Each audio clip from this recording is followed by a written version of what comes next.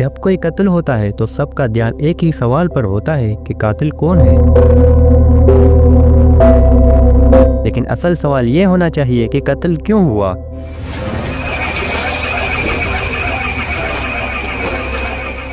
DHA Karachi का महंगा तरीन इलाका, वहाँ 6 जून 2025 को एक मुस्तफ़ा नामी लड़का लापता होता है और फिर कुछ दिन पहले उसकी लाश मिलती है।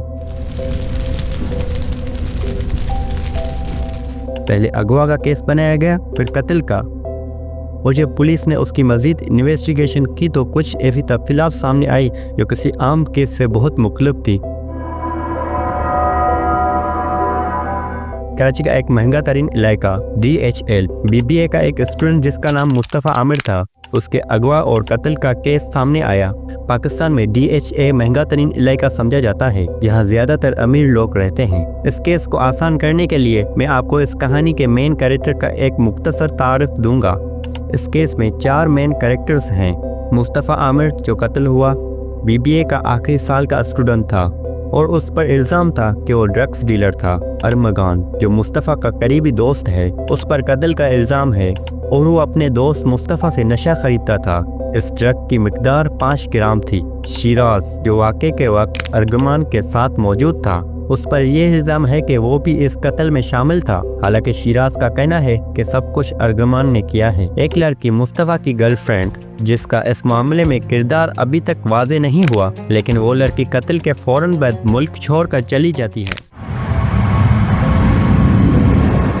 तमाम किरदारों की उम्र 30 साल से कम है, यानी सब एडलिस्ट हैं जो बहुत गलत कामों में मुलविस थे। ये सब दोस्त मिलकर पार्टी करते थे, मंशियात फ़रोख्त करते और गलत सरगर्मियों में शामिल थे। 6 जनवरी को मुस्तफ़ा की ज़िंदगी का सबसे अंधेरा दिन शुरू होता है। मुस्तफ़ा की वालिदा मैमूल के मुताबिक उसका इंतज़ार करती है, लेकिन जब रात हो जाती है और मुस्तफ़ा का कोई पता नहीं चलता तो वो घबराती है और रिश्तेदारों से पूछती है। कुछ घंटे गुजरने के बाद भी कोई जवाब नहीं आता तो वालिदा फ़ौरन पुलिस स्टेशन पहुंचती है और मिसिंग पर्सन की रिपोर्ट दर्ज करवाती है।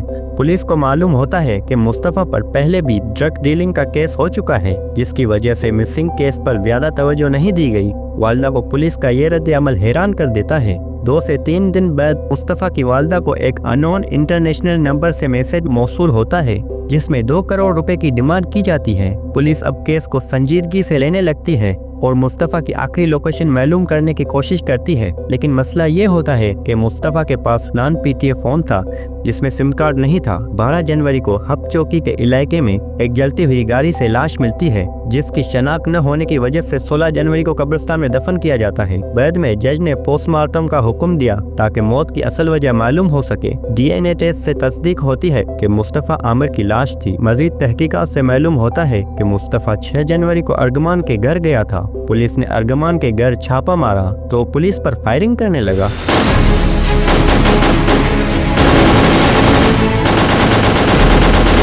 पुलिस ने अरगमान और शिराज को गिरफ्तार कर लिया। छापे के दौरान पुलिस को अजीब चीजें मिली, जैसे ऑटोमेटिक हथियार, मशीन गन्स, स्नाइपर, 7 से ज्यादा लैपटॉप, मुतहद फोन्स और कुछ मंशा। ये घर एक आम घर नहीं बल्कि एक क्लब था जहां पार्टी होती थी। अरगमान के वालिद ने कहा कि ये सब सॉफ्टवेयर डेवलपमेंट के लिए था, इसलिए हथियार रखे गए हैं। बाद में हाई कोर्ट ने पुलिस को अरगमान का फिजिकल रिमांड देने का हुक्म दिया ताकि मजीद तहकीकात की जा सके। पुलिस का दावा है कि अरगमान ने ही मुस्तफ़ा का कत्ल किया है क्योंकि खून की DNA की तस्दीक की। लाश को दूर ले जाकर गाड़ी के साथ छोड़ा गया ताकि किसी को शक न हो।